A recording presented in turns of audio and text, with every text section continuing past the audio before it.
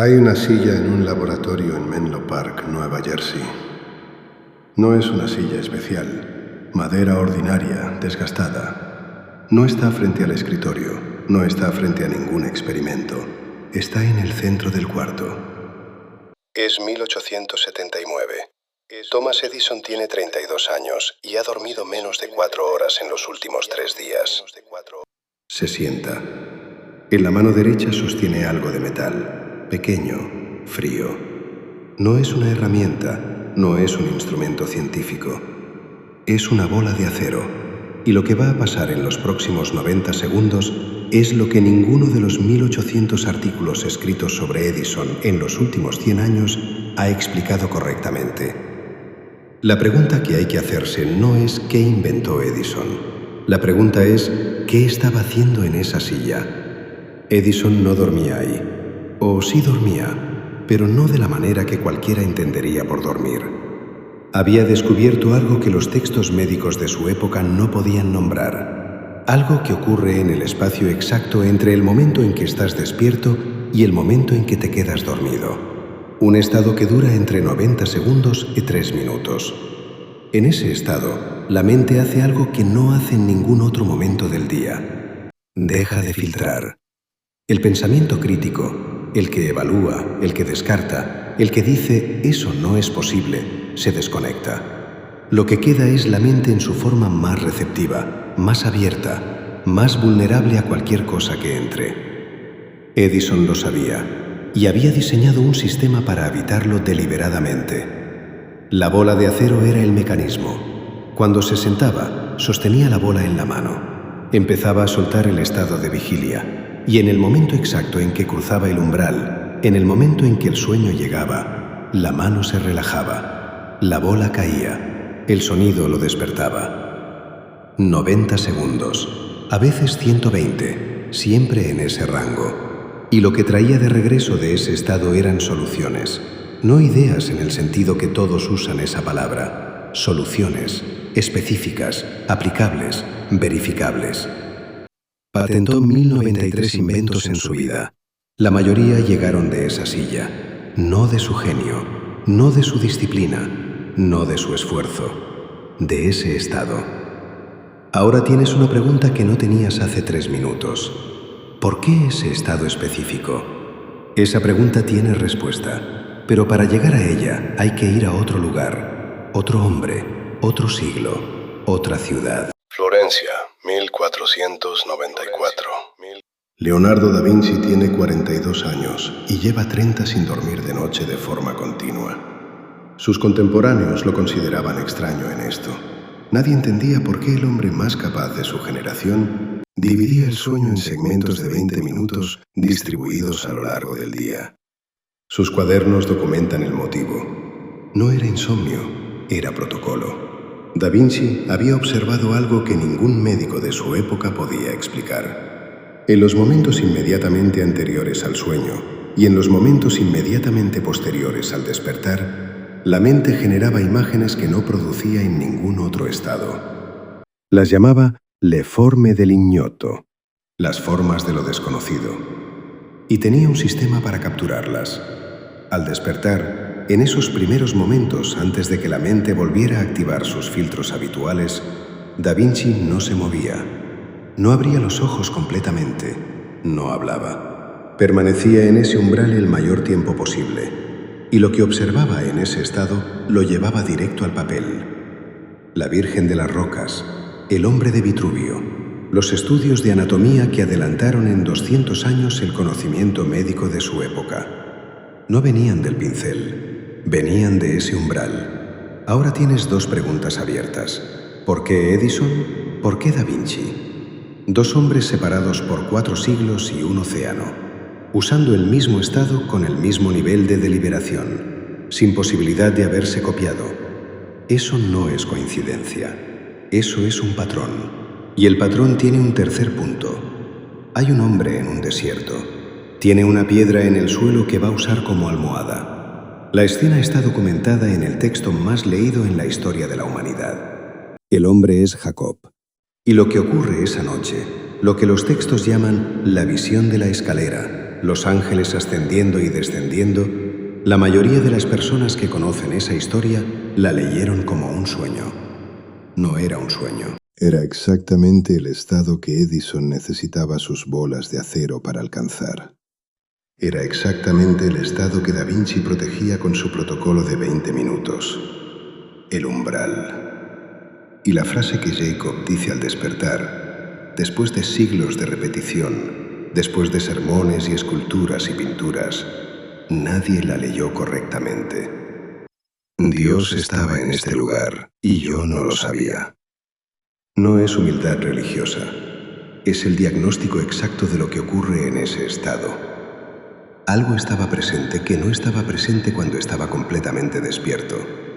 Algo que no está presente cuando está completamente dormido, solo en ese umbral. Y él no lo sabía. Nunca lo había protegido. Nunca lo había aprovechado. Había dormido sobre una piedra y recibido la transmisión más importante de su vida. Por accidente. Edison, Da Vinci, Jacob. 3 hombres, 3 siglos, 3 mundos completamente distintos. El mismo umbral, la misma ventana, el mismo momento. Los primeros minutos después de despertar. La neurociencia tiene un nombre para ese estado. Lo llama fase hipnopómpica. La salida del sueño hacia la vigilia. En ese estado, el cerebro opera en ondas teta, entre 4 y 8 hercios. Es la misma frecuencia que los meditadores avanzados tardan años en alcanzar deliberadamente. En ese estado, la corteza prefrontal, el filtro, el evaluador, el que dice «eso no funciona» o «eso no es para ti», está offline. Lo que queda es la mente sin defensa, en su forma más receptiva. En los textos que transmito desde aquí, hay una palabra para ese estado. Tardema, el trance antes de la revelación. El estado que los textos describen como la condición necesaria para recibir lo que la mente completamente despierta no puede profesar. No es misticismo. Es el mismo fenómeno que Edison documentó con precisión de ingeniero. Y ocurre en ti cada mañana. Dura entre 90 segundos y 3 minutos. Y lo primero que haces cuando suena la alarma es abrir el teléfono. No porque seas débil, no porque no tengas disciplina, porque nadie te explicó lo que estaba en juego. En el momento en que abres el teléfono en esos primeros 90 segundos, en el momento en que el primer mensaje, la primera noticia, la primera notificación entra a una mente que todavía no tiene sus filtros activos, le estás cediendo ese estado al primer sistema que llega. Una mente sin filtro acepta cualquier programa. Edison lo bloqueó con una bola de acero. Da Vinci lo bloqueó con 20 minutos de sueño fraccionado. Jacob no sabía que tenía que bloquearlo. Tú ya lo sabes. Lo que voy a darte ahora es el protocolo. Es simple. No requiere ningún conocimiento previo. No requiere tiempo adicional. Funciona la primera vez que lo aplicas. Cuando suene la alarma mañana, o cuando tu cuerpo te despierte antes de que suene, no te muevas. No abras los ojos completamente. No alargues el brazo hacia ningún objeto. No hables. Permanece en ese estado exactamente 90 segundos. En esos 90 segundos hay una sola pregunta que te haces internamente, no en voz alta, solo en la mente. ¿Qué quiero que sea real hoy?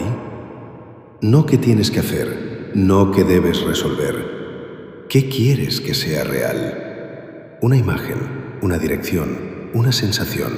Lo que sea que emerja en ese estado sin filtro es tu mente dándote instrucciones desde su capa más profunda. Edison llamaba a esas instrucciones soluciones.